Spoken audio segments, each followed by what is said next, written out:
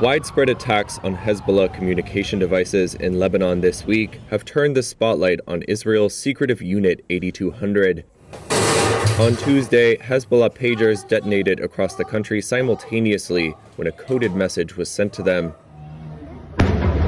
The next day, handheld radios used by the armed group exploded in Beirut's suburbs and the Bekaa Valley.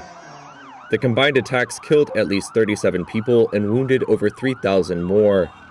Although Israel has so far remained silent on the surprising attacks, security sources told Reuters they were likely carried out by its Mossad spy agency.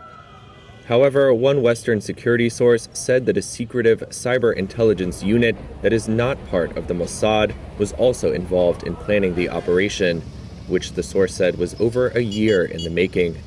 Unit 8200 is the largest single military unit in the Israel Defense Forces. It functions in a similar way to the U.S. National Security Agency, and, according to sources, was involved in the development stage of the Hezbollah devices, specifically the technical side of testing how explosive material could be inserted in them when they were manufactured.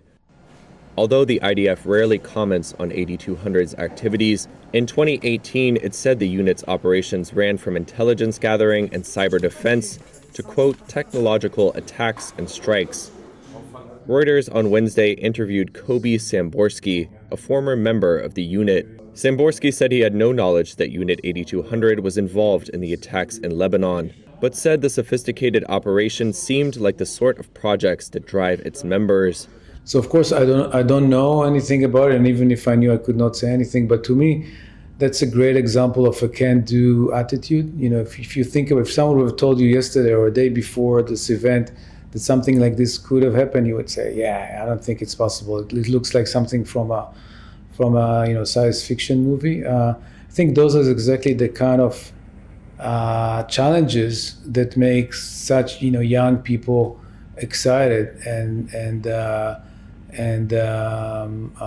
think a great example of how smart minds could work to achieve a challenge that looks again crazy when you just think of it of the first time.